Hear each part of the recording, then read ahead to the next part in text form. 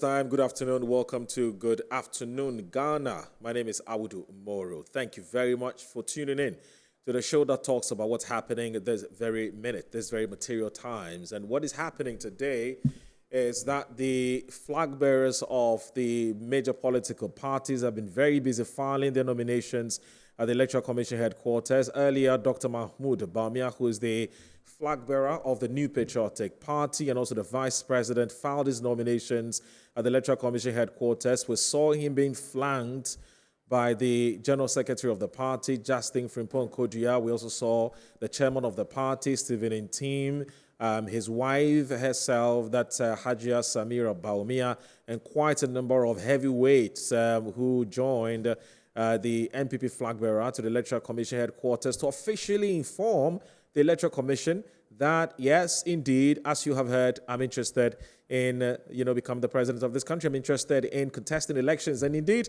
he said some very interesting things today when he met the Electoral Commission. And also from there, he went straight to the NPP headquarters and addressed the teaming party supporters who got there to show some solidarity to the NPP flag bearer. But this very minute, the NDC flag bearer, the former president, John Dramani Mahama, is filing his nominations as well. My understanding is that the national chairman himself is there. That's John Singh Asedu Nketia, and the general secretary, Fifi Fiavikwete, is also there, and quite a number of heavyweights as well who have actually accompanied the NDC flag bearer to the EC headquarters. So as when we get the live feed, we'll take that briefly, and then we'll come back and talk about the more substantive issue this afternoon. The more substantive issue this afternoon is about job creation and unemployment. Now, two things are going to be shaping the minds of Ghanaians in these elections. We're told the economy is one, of course, but closely tied to the economy is a matter of jobs. Whose policies will address the unemployment situation in this country, and who will Ghanaians trust to sort of implement these policies? Two key important questions that Ghanaians would have to answer for themselves when they head to the polls on December 7, 2024. I've got a man who is, by all standards, one of the finest spokespersons in the New Patriotic Party, the man affectionately called Kofi Tonto. He is, one of the leaders as far as communicating on the NPP's job creation ideas are concerned, and is here to convince us that indeed they have the ideas and the policies to create jobs for the teeming unemployed youth. Remember, there's a huge youth bulge. We have to get them to work. And so Kofi Tonto is here. Kofi, good afternoon. It's good to have you. Thank you very much. Yeah, good afternoon. And how are you? I'm very well. Yourself? All right, I'm doing very well. So we'll take a short break. When we come back, depending on what's happening at the Electoral Commission headquarters, of course, if the former president and the flag bearer of the NDC is ready to file his nominations, we'll go there straight away to bring you a live feed of what's happening there. And if that is not ready, we'll start with a conversation. We'll take a short break. We'll be right back.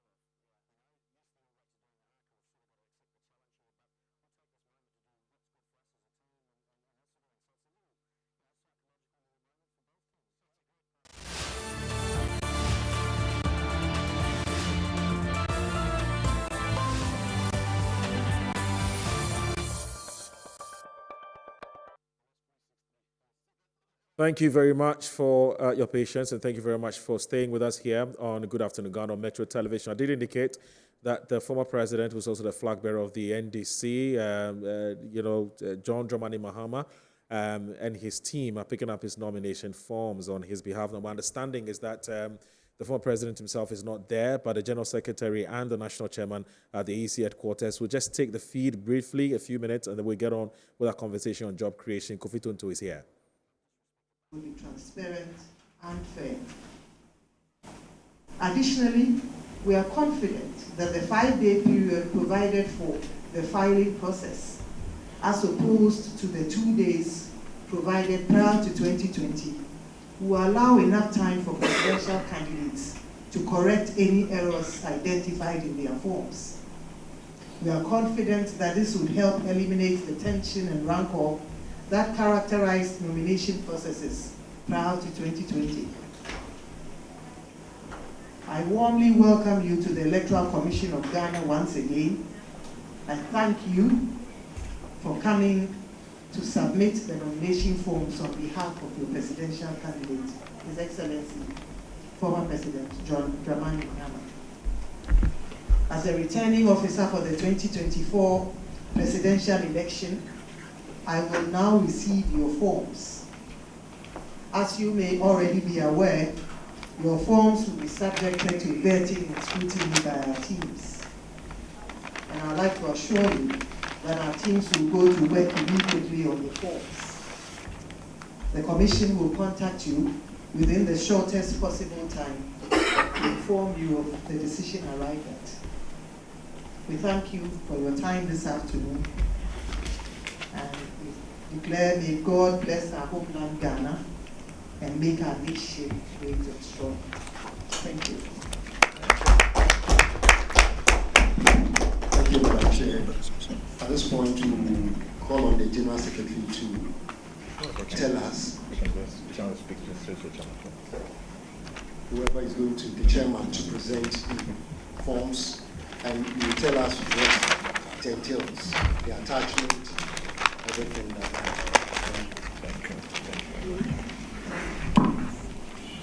Thank you very much. Good afternoon, Madam Chair and friends from the Commission. As you've already indicated, we are here representing His Excellency John Dramani Mahama, who is our presidential candidate, duly elected presidential candidate of the National Democratic Congress. And on behalf of the National Democratic Congress, the sponsoring party. As indicated earlier on, the laws require that we file nominations to be approved by the Commission. And through exchange of communications, we all agreed that today, 2 o'clock, is the appointed time for the filing of nominations. So we are here for that purpose. We have brought with us duly completed nomination forms, and let me commend you for making the forms available online, so we didn't have to come here to pick physically. So we've completed the nomination forms in quadruplicate as required by law. We submit here attestation to the tax compliance of our candidate in the form of a tax clearance certificate, and then a declaration from the audit service, the declaration to assist liability under Article 286 of the 1992 Constitution, the official receipt. And then we have a banker's draft covering the filing fees. And then we have the pictures, sizes of which have been stipulated in your nomination forms. And we submit the particulars of the person selected as the running mate for His Excellency John Dramani Mahama, who is in the person of Professor J. Nana Opoku-Agyeman. We are hopeful that he's going to be the first female Vice President of the Republic of Ghana. In addition, we have paid, we submit here our banker's draft covering the filing fees for all our 276 parliamentary candidates across the country. We are hopeful that you notify your offices about this so that they don't request another payment from our candidates. So on this note, we want to thank you very much for receiving us, and at this point we have the pleasure to submit the documents to you for your scrutiny, and we will be awaiting for a declaration that our candidate has fully complied with the requirements. Thank you very much. Let's put this. The nomination form. Yes.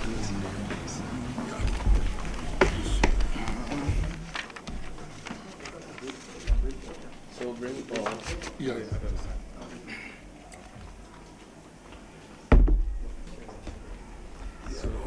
The nomination form.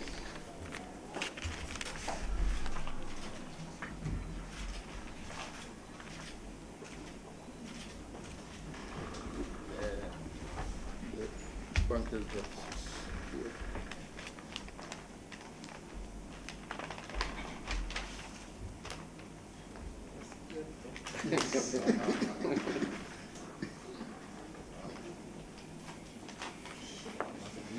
Yes, the banker's draft. Then the second draft for This is for the parliamentarians. For the asset declaration. declared our assets. The photos for each of them. Yeah.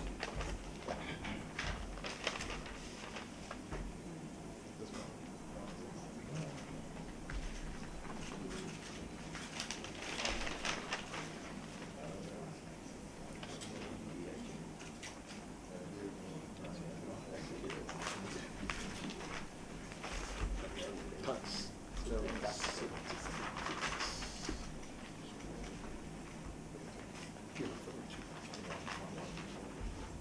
Yeah. That's fair answer. That's for running meetings. And then for the running letter. And then letter of sponsorship conveying the full names of the sponsors who have filed quick reference.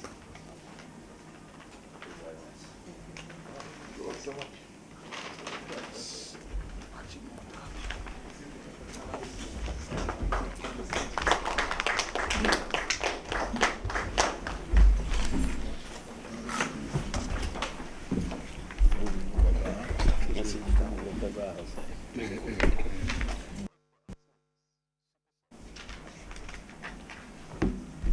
So we staple them region by region.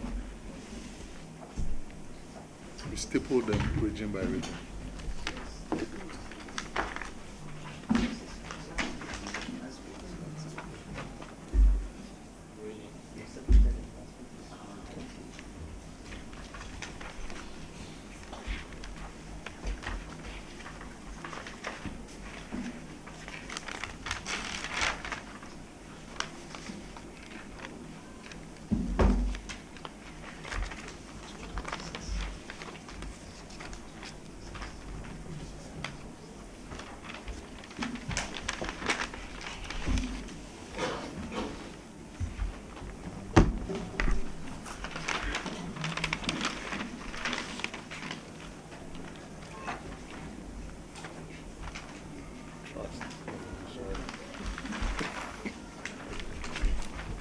All this, make it as well.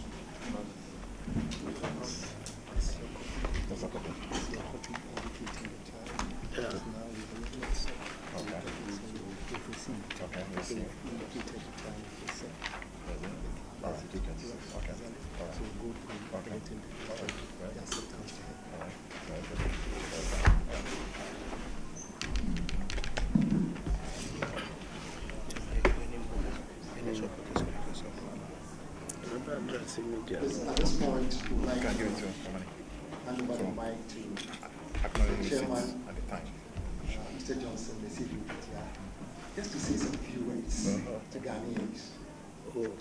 Just a few I thought that I thought that we will address the press outside. You say something.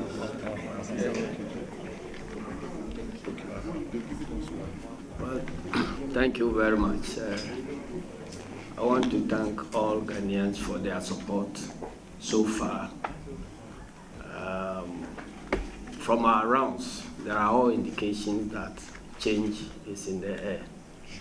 And so we just crave your indulgence to secure the peace of the country before, during, and after the elections. We wish to urge the Commission to also play their role as a neutral umpire. We have concerns about the process so far, and I believe we are engaging, and that is the purpose of the engagement, so that we can get mutual conclusions that are acceptable to everybody. But we are not going to sleep over our rights at all getting into these elections. And so we are hopeful that the Commission will listen and listen to us very well and discharge their responsibilities.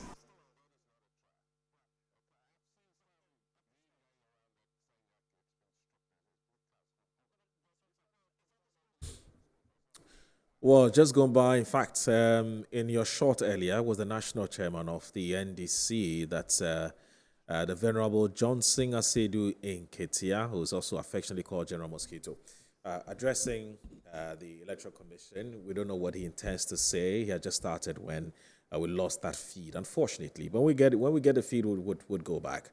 But what I can state is that the show is going to go beyond 3 p.m. because we had to cutting to sort of pick up the feed from, or to join the feed from the Electoral Commission, where the NDC is picking up the nomination forms on behalf of their flag bearer, His Excellency John Dramani Maham. We saw the Director of Elections and IT of the party himself, Dr. Omani Buama. We've also seen the General Secretary of the party, Fifi Fiavikwete, and quite a number of other high-ranking officials of the party. And so, yes, I guess in your short, I think that's Dr. Valerie Sawyer, who's the former Deputy Chief of Staff. I can also see, what's the name? Okay, all right. So quite a number of them, as you can see in your shot. So we're going to come back in the house and start our... I thought I saw someone like George Lowe, who's the former North Dai Member of Parliament as well. I thought I saw someone like that. I'm sure he's the one. Obobia Dakumensa, also the former Deputy Free Zones Authority boss. I also saw who is also a member of the NDC's communications team. I think she's a Deputy National Communications Director or something like that. Anyway, so we'll come back in-house and start our conversation with Kofi Tonto. Kofi Tonto is, he'll give us the specific, his specific designation, so to speak. But what we do know is that he's a special aide to the Vice President, Dr. Alhaji Mahmoud Bamia, who's also the flag bearer or the torch bearer or the standard bearer of the NPP. Kofi, welcome back. Welcome back. I said you've been waiting patiently, so I'm going to welcome you back to the show. So our conversation this afternoon is going to be largely based on the NPP's ideas or your promise to create jobs and what you're promising Ghanaians and the feasibility of what you're promising Ghanaians and whether you've actually even, whether you've been able to monetize it. No, the word is not monetize. That's the word I'm looking for. Whether you've been able to sort of tell us how much it's going to cost for you to create these jobs. So there's going to be a cost, to whatever ideas that the cost implication. The cost implication, that's what I was looking for. Thank you very much for that. So that we can do a cost-benefit analysis of whatever it is that you are suggesting to us. So let me just share with you the WhatsApp line. Those of you who would want to share your thoughts on the NPP's or Dr. Mahmoud Bamia's vision of job creation, what he intends to do, you can send your WhatsApp message to 0244 262 You can see that beautifully written on the screen. 0244 262 Kofi, first of all, you have any general thoughts about earlier this afternoon, your candidate filed his nomination. We've seen that of the NDC. You have any general thoughts you want to share before we go into the main discussion for today? Yes.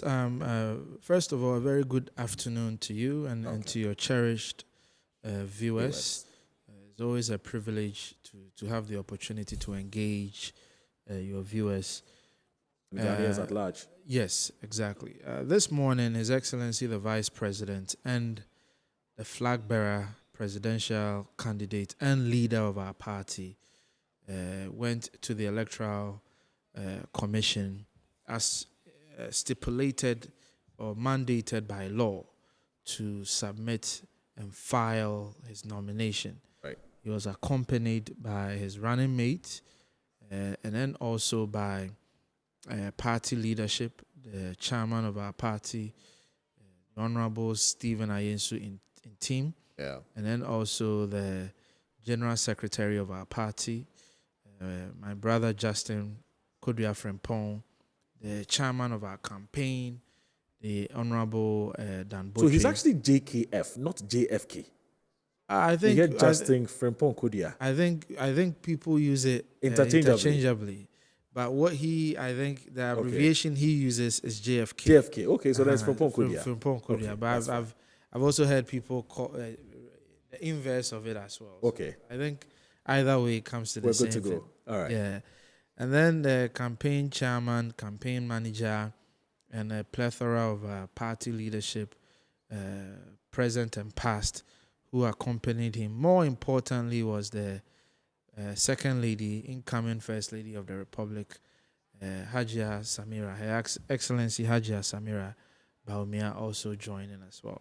So we went and did exactly what the law stipulates that we do. We submitted all the requisite documents. And then from there, we went to the party headquarters to address members of our party, where His Excellency gave just about a 10-minute speech on his appreciation as a young man from Wale Wale, rising to this level, speaking about the unifying aspects of our party, the need for us to come together to prosecute this agenda. And then more importantly, for us to go into the election peacefully, because ultimately Ghana is the first thing that we have to protect. Because without Ghana, we don't have anything else. Right. And he made a fantastic analogy on the driver's mate. I implore you and your viewers to make time and listen to it as well. So it was a great day, and I left him this afternoon to also come and do this engagement as well. As job creation. Yes. Okay. As a political aide, I'm also part of the comms team. Right. So I also make time to of the Dr. Mahmoud Bamia campaign. I mean, generally for the NPP. Party, yes. I mean, my brother Gideon is a spokesperson for the vice president. Right. Miracles leads the communications team. Yeah. And some of us also speak for him. Right. The vice president, but it's not our primary role. Right. Because we have persons who are in charge primarily responsible for that. But occasionally we also come out to speak for him, espouse his vision, and explain issues as well. Yeah. Right. As we say, it's in tree, and nam dodon sen. And nam dodon sen. And nam dodon sen quite hard. So it is in that light. So your manifesto is called it's the selfless leadership. Yeah. Bold solutions for jobs and business. Right. Yeah. How do you intend to create these jobs? Okay, first of all, I think we ought to set the premise right. Because a lot of the questions that will come will anchor on the premise. If we lose the premise, we'll repeat ourselves so many times. Right. If you revert to the speech he gave on February 7th, right, he made certain pronouncements. And I keep saying that people didn't really perhaps pay attention to those points. He made a categorical point to the effect that he has his own vision. He wants to build a world-class, modern, digitalized society. He also made the pronouncement that His Excellency the President and His Excellency the former President Kofi, as part of NPP government, we've made a lot of investment in social intervention, a lot of investment. And he feels that we've made a critical amount of investment in the social intervention space. Excellent. He's going to continue to support that effort and invest in it. But he wants to shift his focus to business, wealth creation, and job creation. So he sets the premise ab initio that he wants to shift focus a bit and focus on wealth creation using business and creation of jobs. Then he goes further to talk about the Constitution. He argues that the Constitution was promulgated primarily to entrench our democracy. You know, in 1992, when we set out to promulgate the Constitution, really, we were looking at how, because we had a history, you know, of several coups d'etats, etc. President Rawlings was ushering in a new time of democracy. So we wrote a constitution that gave a lot of powers to the executive as a strategy to protect the democracy that we wanted to usher in.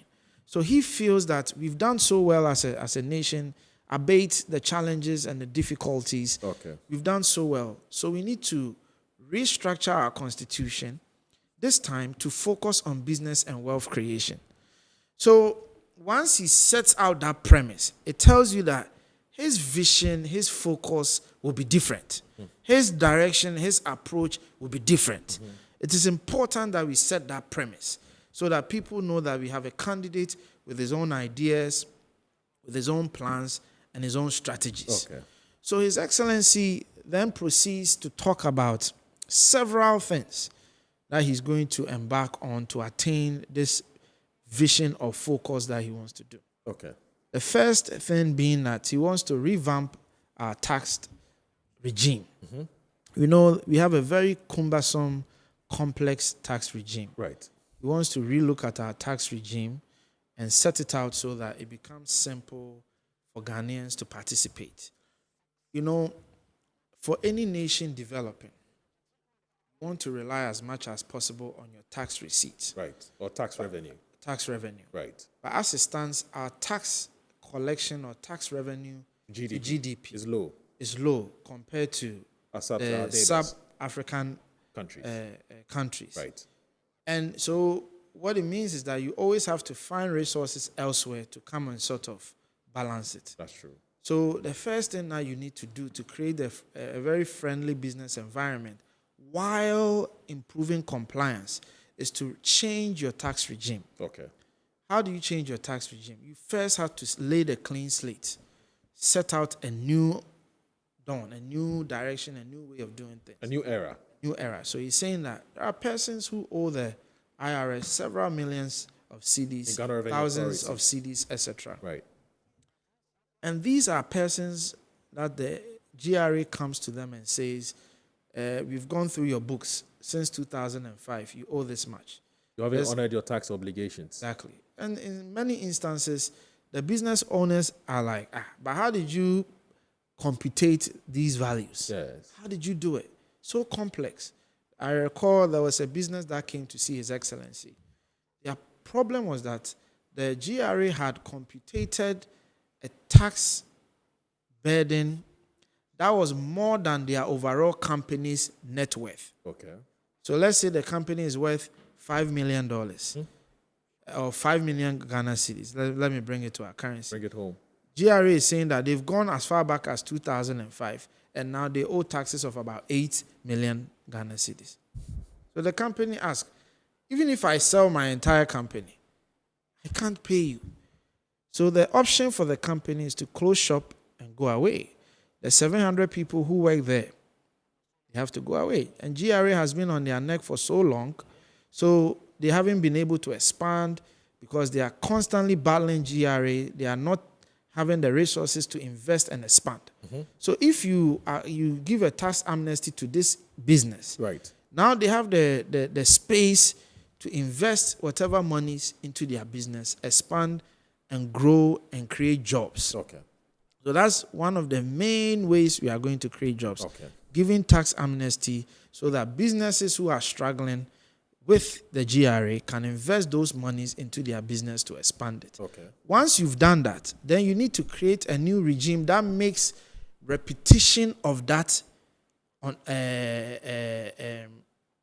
what do you call it? Impossible. Like you have to create a new regime so that these errors do not repeat themselves Okay, again. not These reoccur. issues Does not will happen not again. reoccur. Okay. So how do you avoid the reoccurrence? You avoid it by creating a simple tax system. And that is why His Excellency is proposing a flat tax regime for both individuals and for businesses. So if you are an SME and you know that you owe 10%, it's 10%. There's nothing like tax before profit, tax after profit, this levy, that levy. No. We are collapsing or merging all of them into one simple flat tax so that the business knows that I am paying 25%. I can use my phone to calculate it. Okay. I am paying 2%. I can use my phone to calculate it. Once you do that, businesses now have the space to innovate. They have the time to think through innovative ways of expanding. Research shows that companies that are struggling with tax issues barely have the space to even do other creative things that will grow the business. Okay. When you go to Estonia, which is the example we are trying to replicate, you see that Estonia at a point said that all these companies, if you stay and invest your profits here, even some of the taxes that you have to pay, we can zero it for you. And it drove in millions and billions of dollars of companies coming in to invest and giving jobs to the people. So the first thing is to change your tax regime, make it very simple. One, you help businesses. Two, you grow and create jobs. And then three, you improve compliance. So this policy proposition is based on the assumption that the more cumbersome the tax regime is, the less revenue you will be getting, because it's not even an assumption. Right. It's a truism. It's a truism. It's Right. something that happens. And I'll give you a very simple example. If there is a complex tax, Okay. which tax very few people understand, Okay. there are very few people who will comply with it. Likely, if I don't understand something, I'll likely run away from it or not even comply at all. Okay. So, and then once you have complex taxes, what it does is it overburdens a few. So in Ghana, one of our banes is that we have a tax regime that overburdens just a few people. Those in the formal sector that we can say that you can pay tax. So if I need more, easily identifiable. who are easily identifiable. So if I need more taxes, I'll come back to the same person. Right. I won't go to the other persons. So we've built over the last year an anchor that is now going to allow us to expand the tax net, which That's is the the Ghana Ghana card. card. Now, because of the Ghana card, we've been able to increase the tax net from 4% of the adult population to 85% of the adult population. So now you can say that you have 85% of adult population who qualify to pay tax. You know them now.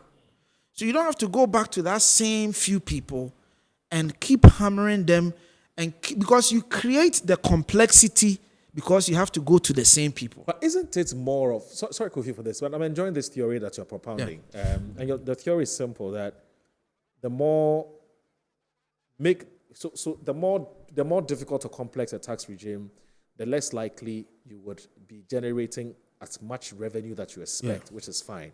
Or even if you generate, you go Right. to the same people. Yes, you I get burden it. So the same you burden the same people who Yeah. keep paying these taxes.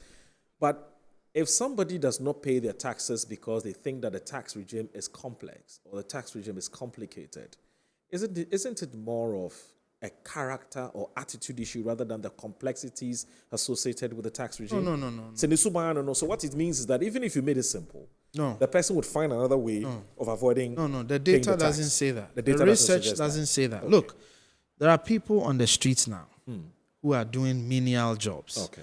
There are people who are doing self-employment. Right. These persons are not less patriotic than us who pay taxes. So they just don't have the avenue to pay. Right. A lot of people would want to pay their fair share. Emphasis, fair share. But they don't have the means to pay. Even though, if you look at the Directive of State Principle, it enjoins all Ghanaians that even if you have to go and find the institution to pay, you do so. Okay. But naturally, the question is that young person who has started something small, he may not even know where that so-called office is. To go and pay the tax. To go and pay the tax. So you bring the convenience to the people. So it is better for you to spread it and charge Kofi 2%, Moro 2%, so that you have 10 people paying than 2 people paying. Okay. Once you do that and you make it easy for Kofi and Moro and the other 8 people to pay, you see that even if all the 10 don't pay, at least 7 will pay, Okay. 8 will pay. I get it. You increase your compliance Okay. versus making it burdensome and cumbersome. Look, the young people on the streets, and I keep using them as an example. These are fantastic young people who are making menial money. But if you go to a young person and said that, my brother, pay 1 cedi for the whole month to support roads, etc., that person, as patriotic as that person Will be happy and willing to do will be it. happy and willing to also contribute. Okay, if you go to that carpenter, if you go to that mason, if you go to any Ghanaian and say, okay, pay 1 cedi, this is how you pay it, they will be willing and ready to pay. That's fine. As long as it is a fair contribution. That's fine. Yeah. But for a political party that, well, I don't even want to ascribe this to your political ideology. Yeah. But how about those who are arguing that the progressive tax system is the way to go, which is the more you earn, the more you pay? So The more if you earn, the more you pay. the more money you make. Yeah, the more but you if pay. you are charging per percentage, that It will naturally come out to the happens. same thing. Yeah. So that if you take, for instance, income tax, there's a progressive income tax is paid progressively. Yeah. Which is the higher earners tend to pay. In Okay, terms of I more see where the percentage. That's what I'm threshold, coming- you are referring to the exactly, threshold. Yeah. Exactly. So now, if you make it flat, if I'm earning 1 million cedis and you take 10%, Oh, and no, that's no, because I no, don't have an no, understanding no, of the no, I flat get rate you. system. You see, when you set a threshold, or when you set a flat rate, Okay, there are different mechanisms you can apply. right. You can apply that all persons at this level is this flat rate. Okay. All persons at this level is Is this that flat rate? Okay. So, So- it could range. So the rate could range from say 5% to 15%, Yes, but it's a flat depending on rate. which category you fall Yes, yourself in. yes. Okay. The implementation and the nitty-gritties will come. We'll be okay. We'll be But fleshed the out. bottom line is that you are proposing a flat rate. Okay, so we can say everybody who's earning $1 million a year, you fall under say 15% flash rate. Yes, yeah. If you're earning 15%. 5,000 Yeah. cedis a year, you fall under say 2% flash rate. Yes. That's the kind of thing you're talking about. So that the nitty-gritties will be fleshed come out. out. All right. But certainly, you cannot charge somebody who's doing a boja Right. the same with somebody who's doing $1 million Makes job. sense. Uh-huh. Makes So- sense. So we're moving from. So you're saying that the first thing the vice president wants to do, if Ghanaians given the opportunity, is to look at a tax system Yes, to make it simple tax and regime. to take away the burden on those who are paying more. Yeah. Because right now it looks like a few people are paying more for the rest. Yes, and that's not fair. and spread it. That's the first thing. Yeah. What's the second thing he tends to do? Why does he think he needs to do that first, though,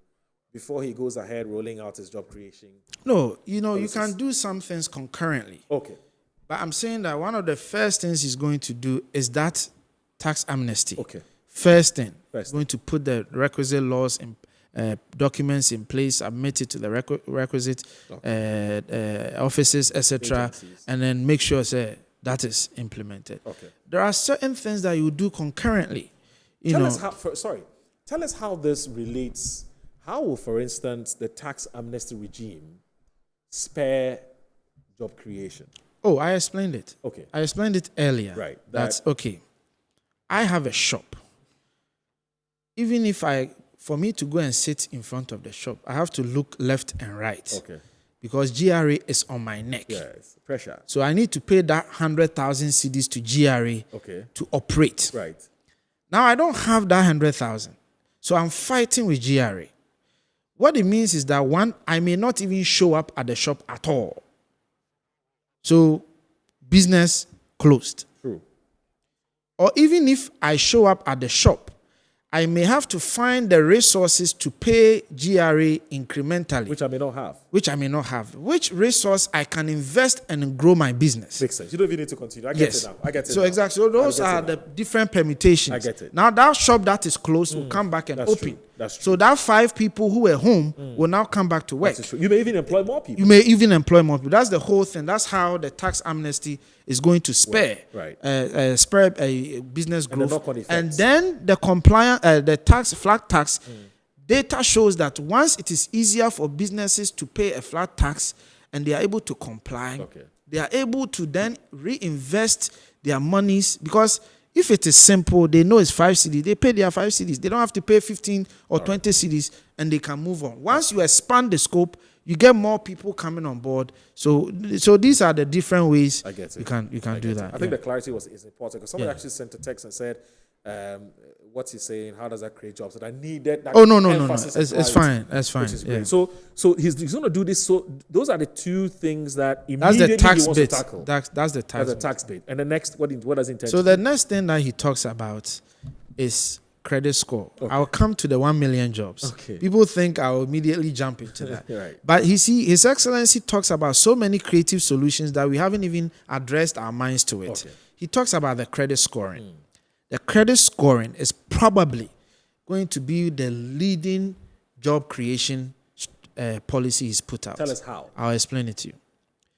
So the credit scoring simply means that we are going to measure the credit worthiness of every single Ghanaian. Inadvertently, what happens is that you are giving people access to more disposable income. So, let me explain. Kofi Tonto, my salary is 100 cedis a month. I only have access to that 100 cedis a month to buy all the goods and services that I want to buy. Right. But when you bring a credit score system and a credit system, now Kofi Tonto can have or potentially have access to 500 cedis or 1,000 cedis. Okay. So he no longer has access to just 100 cedis anymore. Because Kofi Tonto is credit worthy, Kofi Tonto can now go and purchase more items, which is more than 100 cedis. So I can purchase a couch, I can purchase a car, I can purchase a laptop, I can purchase everything that I find necessary for my living, and then pay incrementally. So, in essence, what you are doing is that you are giving Kofi Tonto access to money to be able to buy other goods and services that hitherto he couldn't have purchased. Okay. So, if now Kofi Tonto has access to 1,000 cedis to buy goods and services and pay back incrementally, what does that mean for production? You have increased demand. You have spared demand. Because now Kofi is no longer demanding goods and services worth 100 cedis anymore. It's not 1,000. Kofi is now demanding goods and services worth 1,000 cedis. So that means that once demand goes up, production or supply has to what? Go up. Of course. In tandem with the demand. This happened in America at a time where they were facing financial crisis. Right. They were looking for ways to ginger or energize or wake up, stimulate American word, stimulate the American economy. Right. So the suggestion came that, look, antecedents of credit system have existed long before. Way back. We are talking about the modern credit system. So they said, okay, why don't we build a credit system? And this credit system, let's check or let's add the credit worthiness of every individual to it. Okay. And then allow individuals to go out there and buy goods and services and pay incrementally. Okay. Their decency or honesty in paying it back will determine their credit worthiness. So if they are paying it back, they can even get more credit to buy more. Okay.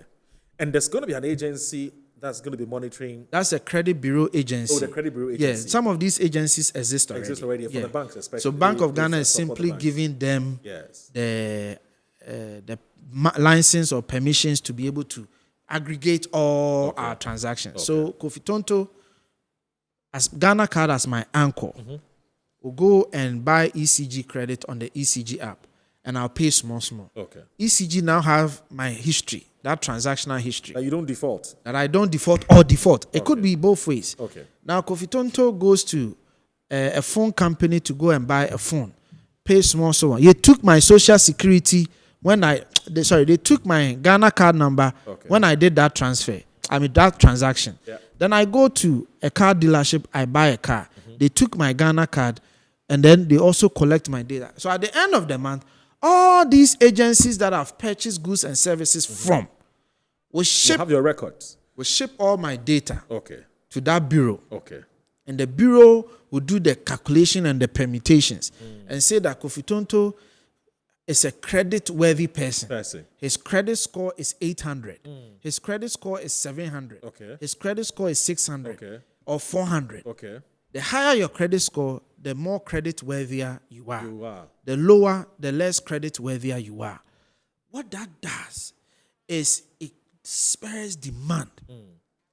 It's a catalyst for demand. So so I get it. So it's not necessarily based on your earnings, but it's based on your. It's based on your earnings as well. No, so I'm saying not necessarily. It means it doesn't end with just how much. No, you yeah, earn. sure. That's what I mean. Yeah. But it goes beyond your earnings. Yeah. So your credit scoring or credit scores is a reflection of your Transactional. transaction culture. Exactly. Do you understand what I'm saying? Yes. So that there's a bureau that looks Your borrowing history. Your borrowing history. Yeah. And then so they sit down, they look at it and say, look, when we track your borrowing history, it is quite clear that you are credit worthy or not. Yes. And if you're credit worthy, how much of it? Yes. And if you're credit worthy of say 1,000 Ghana cedis, you're able to stand on that and go to which other business and say, listen, I want to buy this, and they can give it to you. Yes. Do you understand what I'm saying? Yes. And you're saying that the more these businesses get to know that more and more people have become credit worthy, then that becomes a motivation and incentive for them to produce more. Not even an incentive. It becomes a conduit. Well, I mean, it becomes a catalyst. That's the right catalyst, word. yeah, for them because to produce more. because the demand will come. Yes. So let me give you a very simple example. I have graduated from school. Okay. Let's say 5 students graduate from school. Yes. Only one student has the money to go and buy or rent a place, get a mattress, all of these things. Only one student has the money. So that shop owner who is selling the mattress can only sell for one person. True. But now, because of the credit system, all these 5 people are potential buyers from that company. Okay. So it is no longer one person. It can be 2, can be 3, can be 4, can be 5. Okay. So this company no longer has to produce for one person. This company can now produce for up to 5 people. So if that company is producing for up to 5 people, what does that mean? He needs to hire more people. That's the job creation bit. I get it. So they say that America is a consumer economy. Yes. Because it's a high consuming economy because people have these resources to be able to constantly buy the things they need. And as much as they are buying, the production for these goods and services ought to happen. I get it. I mean, the system has been structured such that it encourages more and more people to buy. Yeah, because of things like credit card system. Exactly. Yeah. So when I was in high school, I remember I was, I got my first credit card. Okay. It was $500. Okay. That $500, do you know what I did? Right. When I was going to school, I bought my first Air Jordan. Okay. High school student. And then I had my first job in the US. Okay. My first job was at Shaw's Supermarket. It's a grocery shop. Okay. So as I got the $500 and I was working at Shaw's, every month they would send me, let's say, $10 or $15 because I've purchased a $250 shoe on my credit. So $250 is still waiting for me to buy whatever I want to buy. but I've used 250 to buy Air Jordans. Now, every month, I'll go and pay 10 cedis or 15 cedis to the bank. Okay. If not for that credit score, for that credit that I got, You wouldn't have qualified. I wouldn't have been able to buy the shoe. Yeah. But I was able to buy the shoe because I had $500. That is the same logic. Okay. Now, young people graduating and coming out of school, the other thing is that the whole essence of credit scoring is trust, is to entrench trust. A landlord, ideally, wouldn't mind for you to pay monthly, but the landlord cannot trust you more to pay every month. That's why so the landlord will say that give me 1 year in advance. 1 year in advance or 2 years advance. But with the credit score, the landlord will now have the trust because your financial behavior is exhibited on your credit report. Okay. So the landlord will say that, okay, you know why? You know something? Now, as a young person, I can give it to you to pay monthly. Yeah, okay. So every month, you probably just pay first and last. But then every month, you pay. That young person has relief. That young person can now get a mattress and pay small. Okay. Get a couch, pay small. Get a small fridge, pay small. Of course, it comes with some level of discipline. Yeah. You do all of that. That young person start a life. Now people ask, but what if people don't have a job? True. How are they going to benefit? Valid question. Very valid question. I'll explain it I to was just about to get there. You took the wind out of my sails. See, here is the thing. Whenever you come up with a policy, aggregate percentage of people who can benefit optimally from that policy. True. But the idea is that that policy must ignite growth so that those who couldn't benefit can begin to benefit. So once those who are working now are taking advantage of this credit score and jobs are being created because demand is going up and production is going up, those who are not working will have avenue to get jobs. Okay. Does that make sense to you? It does. It does. So yes, it may not immediately benefit that person who's not working at all. Mm-hmm. In some instances, it may. Because there are some instances the cost is so little, you can still be able to afford it. Yeah. But ultimately, as those who are working benefit and use it to its optimal level, it spurs the growth. And as the growth demand increases and production increases, jobs are created. So other people get jobs. That's why I'm telling you that if this is implemented to its fullest capacity, my brother, this will be perhaps one of the most or the leading job creation policy we've probably seen in Ghana. Just in case you just don't understand, I'm talking to the, especially to the Vice President, Dr. Mahmoud Bamia, who's also the flag bearer of the New Patriotic Party. I'm talking about Kofi Tonto, as he's affectionately known. He is talking to us about what Dr. Bamia's promise is to Ghanaians on the matter of job creation if Ghanaians give him the opportunity to become president. He said he's already walked us through 3. There's quite a number of them he'll be talking to us about. But this is the Good Afternoon Ghana. We're going, we've actually gone past the 3 p.m. Closing time, which was supposed to be for the entertainment program. But as you do know, when we started the show, we had to take a live feed from the Electoral Commission's headquarters, where the NDC, represented by the National Chairman and the General Secretary, and also the Director of IT, Director of Elections and IT, Dr. Manibo, and a host of other dignitaries or high-ranking officials picked a form on behalf of John Dramani Mahama, who's a flag bearer of the NDC, and that took us to about 2:30. And so, gracefully and thankfully, the program's manager has granted us 30 more minutes. I want to thank you very much for his magnanimity and his generosity. 3:30 is how far we're going to go with Kofi Tonto, who's going to be preaching to us the gospel according to Dr. Mahmoud Bamia's promise on job creation. He's talked about, number one, there will be a flat tax rate system, and he says that would have his own knock-on effect in terms of job creation. He's explained that. He's talked about a granting tax amnesty.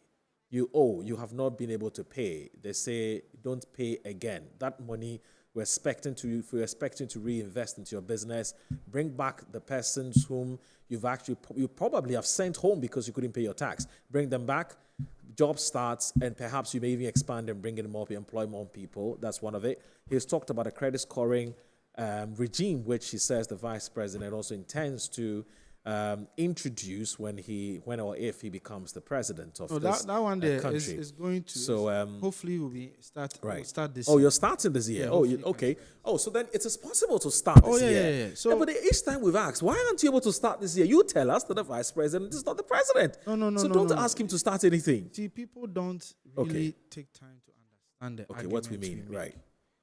Arguments we make is that the president has his vision. Okay. Aspects of that vision are being supported by initiatives of the vice president. Okay. But those aspects of it are to support the president's vision. So, for example, the president's vision is to improve healthcare. Mm-hmm. The president's vision is to improve and formalize our economy. Okay. So, if the vice president says that, okay, as part of improving healthcare, I have an idea. The idea is that let's bring drones. Mm-hmm. That is an idea to support his boss's vision. Okay. If he says that I want to formalize the economy, and the vice president said, okay, Mr. President, maybe I can lead the charge for us to do this registration and make sure that for the first time, Ghana can actually do it. And he leads it, and now for the first time, Ghana can proudly say that we have an identity for every Ghanaian. Okay. That is he contributing or championing initiatives to support his president's vision. Okay. Of course, aspects of vision may intertwine, etc. But you need to look at the holistic vision of each individual. The vice president has his own vision. Job, business, wealth creation, etc. He has things that he's going to do to achieve those critical vision points that he stated. It doesn't mean that he can't do things now to support his boss. So when we then ask the vice president that there are certain things that you say you can do to help, and you actually pointed, there's certain things that you say you can do to help the president. One of the things you can do to help the president is for you to scrap e-levy, scrap betting tax. And the question is, how difficult is that? Because one of the president's vision also is to fix the economy. It's to make sure that the economy is that which you and I will be proud of. Yeah. Now, remember that the vice president, when he was introduced to Ghanaians, was introduced as somebody who was very good with his economy or with economics. Yes, digitalization is closely tied to the economy. Of course, if you digitalize, you formalize, the economy gets better and so on.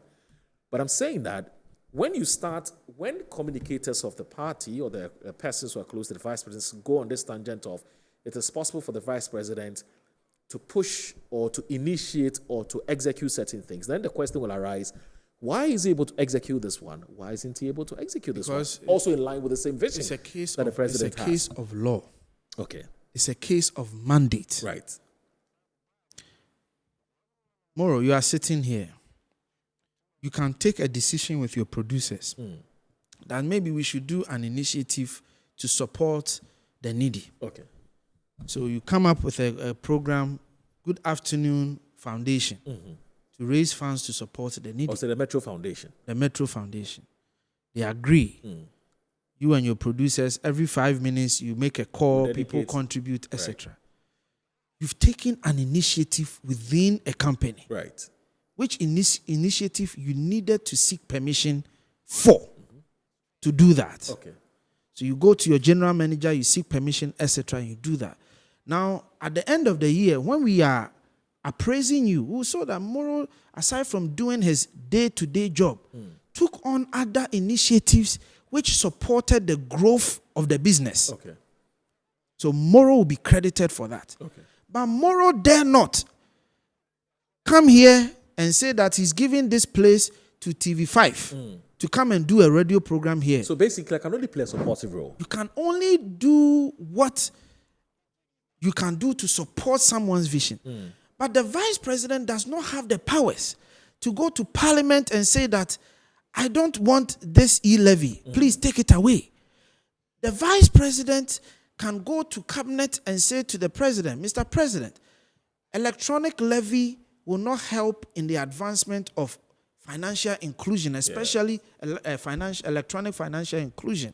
So in my opinion, I think it is something we can do away with. Okay. The president says, no, I have certain commitments that I want to achieve. Therefore, for now, for this year, I want to include this in my budget line. Fair enough. Yes. Fair enough. But then how then... Sorry, we're digressing a little bit, because that's not really the main thrust of our conversation this afternoon. But it's important because he's just talked about the fact that there's certain things that the vice president is actually championing for that to happen. He's talking about the credit scoring, because the vice president has talked about it as one of the things that he intends to do. And once he says he intends to do it, we're assuming that this again is his idea, and that will not be a false assumption. He's championing that idea. That idea. Yeah.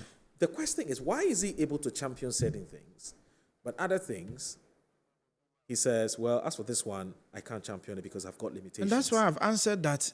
You answered it yourself. Okay. He has limitations. So he can only play a supportive role. He can only do what his president allows him to do. We may have to at some point have a whole conversation we can have a whole conversation this around limitations to the vice president, because it keeps coming up all the time, and so we may have to find time for you to really explain it. No. But I don't know, because of time. Yeah, because of time. You have a lot to say about job creation. Yeah, so let's go to... You talked about credit scoring, and you said that credit scoring, even though it is something that is part of Bamia's vision, that can start, or in fact, it's in the works. It is going to happen before December 7th. Yeah. How far are we now with that? Oh, the Bank of Ghana is working on it. He's spoken about it several times. Okay, that's fine. So the prayer is that everything is able to go through. And before December 7th. He's spoken about it. Don't worry yourself about this thing about what he can do or cannot do as vice. We'll make more time. It's a justifiable case. So question, I'm not worried about it. Yeah. I can more you hear that all the time. Oh, I can more than answer it. That's fine. That's whenever fine. we have the time, I'll do that. So which other ideas are you? So do you have? The other you've talked about three now. Tax amnesty, granting tax amnesty. You've talked about flat rate. You've talked about credit scoring. Yeah. What else do you have? So the 1 million jobs that we want to. Is it a coding? No, you are the not 1 million digital, IT skills that we've spoken about. That's one other way that we want to create jobs. Okay. You know, we live in a world, in a global village, I should put it, where you can sit anywhere and work in any part of the world. Right. I like to use myself as an example. Okay. I'm a data analyst. Okay. Yeah, I didn't know this. Yeah. You're a data analyst? Yeah. I'm an HR professional. I did HR for about 5 years. You don't talk about these things. No, I don't talk about these things. And I've also done data work. I was a workforce intelligence analyst. Oh, I see. Oh, yeah, for quite some time. But usually when you're introducing yourself, it's not about what you did in America. I mean, you were the NPPs. Yeah. Oh, but because in the political space. Oh, no. But It's important for you to talk about these things. Because oftentimes you hear people say, oh, it's because of politics. You know how people say all these kinds of things. As a 37-year-old, right, I can tell you that I have at least 18 to 19 years of experience. Oh, I see. I first worked in a bank when I was in high school. Interesting. So I worked in corporate America when I was in high school. I see. My first job at grocery shop, I was in high school. So for me, I've done any and every job, including taking care of elderly people when I was in university to take care of myself. Interesting. So I have the record, at least 18 to 19 years of both professional, white-collar and blue-collar job experiences. Okay. So it is not, and I just don't talk about, I've worked in corporate America. Right. As a workforce intelligence analyst, I've worked in corporate America in different capacities. Okay. So that's a different conversation. No, that's a different conversation. At a different time. We'll have time to talk about, we'll have maybe a personality interview. Yeah. But you talked about training 1 million youth in digital skills. How do you intend to do this? So we intend to use both physical and online. You know, His Excellency has spoken about Open University. Okay. You know, using online platforms. There are several universities that have already reached out that if His Excellency wins this, they are interested. Okay. Both foreign universities, etc., who have reached out and said, we have all the requisite platforms for young Ghanaians to take advantage of this. Okay. We have, so many institutions that are willing. So we are giving that skill to young people. Okay. The idea is that once people have the digital skills, they can either work here or sit here and work for companies abroad. Okay. And that was the example that I was given, that when I was a workforce intelligence analyst, I used to supervise people in India who were working for me in my department. I had about 5 Pravo, etc., Kuma. These were people working for me, but they lived in India. We became like brothers. I signed them responsibilities. The next day you come, they finished it, you do your meetings, etc. So young Ghanaians can live here and work abroad. When you go to Philippines, it is happening. When you go to India, it is happening. When you go to Madagascar, it is happening. They are training their young people in IT. In fact, in Ghana, it is happening. If you don't mind, there is a company here just around Accra here, making so much money. I don't want to mention their name. Really? Yes, doing this already. Yes, it is happening. We call it business process outsourcing. In fact, there is a company at Accra Digital Center doing business process outsourcing, but in their case, it's not mainly digital. Right. You know, I'm sure you've heard of World Vision. Yeah, no. Yeah, World Vision is in Ghana, and there are young people living here in Ghana doing shared services for them elsewhere. I see. So once you give young people the skills, they will be able to not just translate it into jobs here, but abroad as well. So that's one of the things. So that's the 1 million youth in digital skills. 1 million youth in digital and skills. And there's create jobs through the. Okay, so you've also there's create SME jobs. With the introduction of SME Bank. Yes, right. Because the idea is that 92% of companies in Ghana are SMEs. Yeah, which is small, medium, and enterprises. 92% of companies in Ghana are SMEs. 83% of the labor force or the workforce is people who work for SMEs. 83%. So SMEs literally is the engine of the economy. Right. So if you create a specific bank, a specialized bank for SMEs, you are now going to even run this economy faster. For example, this digital remote jobs that we are talking about, you are not going to have one company serving as a interface for companies abroad and Ghanaians here. What you are going to see is Moro will set up Moro IT Hub. Moro will hire maybe 20 people, find jobs there and give it to them. Kofi Tonto will set up his own. So you see so many SMEs propping up to set up these businesses, find partners abroad, and get jobs for young Ghanaians. So you need that funding to help them. So we are setting up a fintech fund of $100 million, and we are also setting up an SME fund because we are driving digital jobs, and we know a lot of digital jobs, go through, they start up, SMEs as well. Most of big IT companies started up small and then eventually grew. So you have that space. And then you have agro-business SMEs. You have so many other SMEs that will come up. But if the SMEs are going to survive, then they need their own specialized bank. Which bank understand their business, how they operate. And in fact, which bank will take interest in their development. Why don't you, for instance, expand the Exim Bank to include Exim Bank, because for now it's looking at only export. Exim Bank has a purpose. Their purpose, export, import related businesses. Isn't it possible to expand it? No, you can expand, but you are looking at efficiency. But what's the crime in creating a bank that has focus? Division of labor is not a crime. You can create a bank that has a sharp focus on a specific group. Do you know why? Because now that bank can even set up trainings, set up so many things for these SMEs because it is their focus. They develop the requisite expertise in delivering the services to these SMEs. So at way cheaper rates as compared to the commercial banks. Exactly, because they have to operate in a way that will make the SMEs sustainable. So they will look at their profit margins, etc. They will look at the things, even their social intervention, corporate social responsibility, and CSRs and all of that. Even when they look at their business plan, business development, they will actually contribute a certain portion of it. They may even be forgiven, not to even pay any interest at all. No, that's a whole different issue. But I'm saying if you assess the person's business model. And it makes sense, yes, why not?